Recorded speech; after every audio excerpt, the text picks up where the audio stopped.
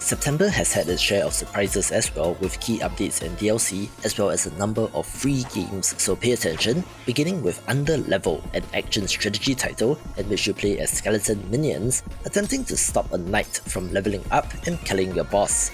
You have to run around avoiding the knight, collecting and saving other skeletons, as well as destroying loot, looking fun and intense. There have been a number of titles that dubbed themselves the hardest game ever, with this being another precision platforming entry, but crucially, it's not an unfair game like I Wanna Be the Guy, so I want to see how this compares to Kaizo Mario.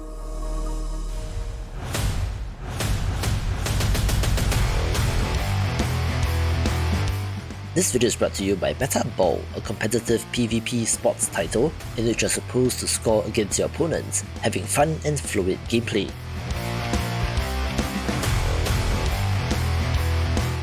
You're riding around on a hoverboard and do have a grappling hook, where you're essentially playing 3v3 basketball but with a neat look.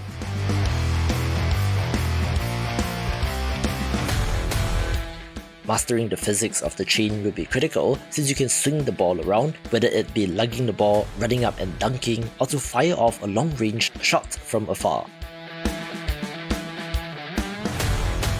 The best part is that this is free to play and released into early access a couple of days ago, with currency to earn and cosmetics to unlock, also being cross-play enabled, so for free, why not give this a shot?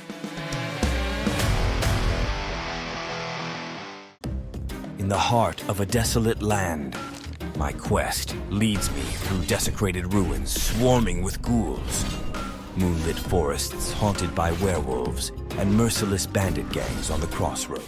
A neat looking title is Monastery, one that appears to be like Darkest Dungeon but with cards, having a similar art style but in which you play as a single character only. There can be quite a number of enemies that attack you from both sides, so you need to strategically use your abilities to fight back, and even if you fall in combat, there's meta progression and upgrades, so you should gradually be able to get further and further along. Each death, I grow stronger, and even more determined to follow the treacherous path towards the truth that waits within the shattered walls of the Monastery. Drop 'em! Dodge 'em! Kaboom! I put this title here primarily because it's the 40th anniversary of Bomberman, and Konami is somehow making games again, with Super Bomberman R2 being a release of interest. It's the classic Bomberman style arcade action that we have come to know and love, but with some modern tweaks like a Battle Royale mode, as well as an interesting castle mode with attacking and defending sides, where I do wonder if the younger generation is even aware of Bomberman at this point, but it's a classic series worth a mention. Explode! Scream! It's a bomb party!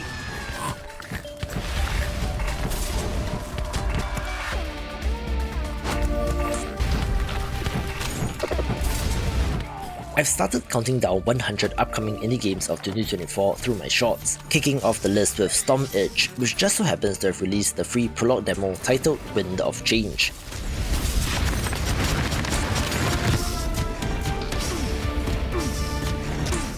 You play as mages who have formed a guild with the goal of fighting off elemental storms, with the fast-paced action and combat being the highlight.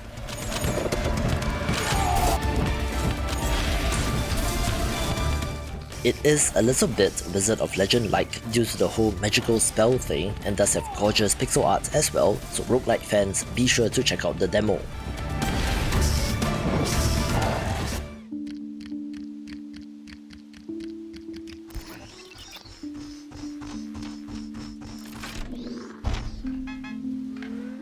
A little bit of unfortunate news here with regards to Plasma, since from the info box below, you might have noticed that I added a question mark to 1.0, since this game technically released out of early access, but not because it's complete, but because the developers found it financially unviable to do so.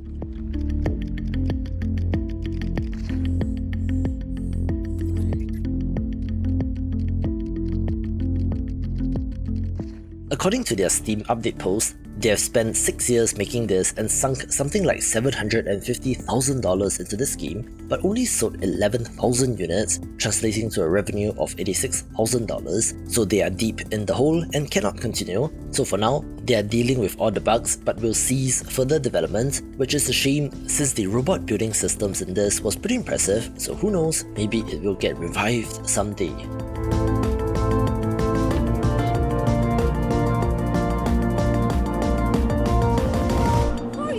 You landlubbers! So, you two mateys think you're ready to sail the 7 seas?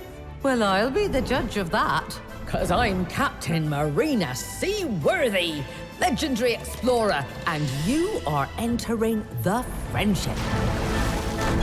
Okay.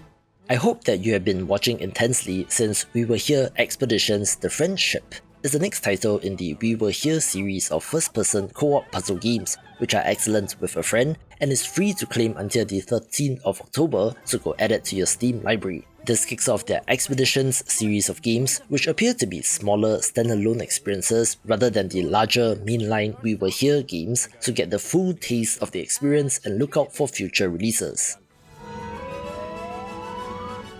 Yeah, I've got a ticket. Right, where do you want it? Just tell me where you want it. No idea. Oh, come on. Or go down with all hands.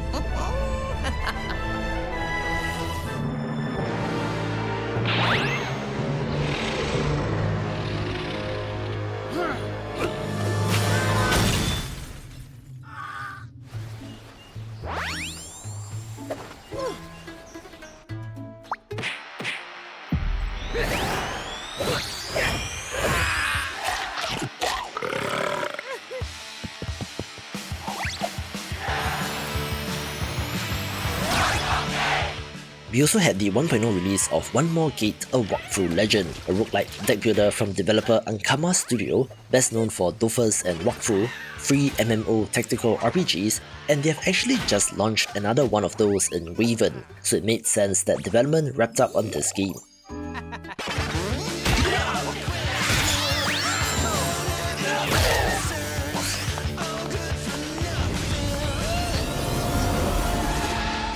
The developers are on pace, releasing their MMO Tactics title every 10 years and supporting the heck out of it in the years in between, but back to the conveniently named OMG being a decent deck building game.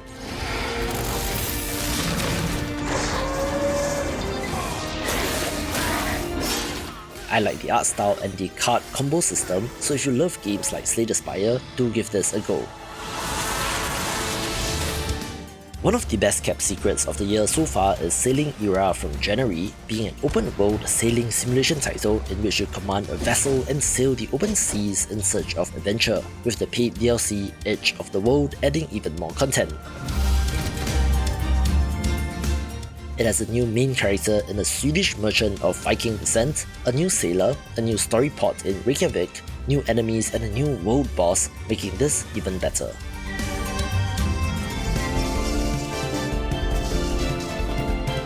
One of the hidden gems in the roguelite space that has been quietly chugging along in early access is Spiritfall, which just released the Herald of Nightfall, adding a new raccoon spirit which adds a whole bunch of stuff.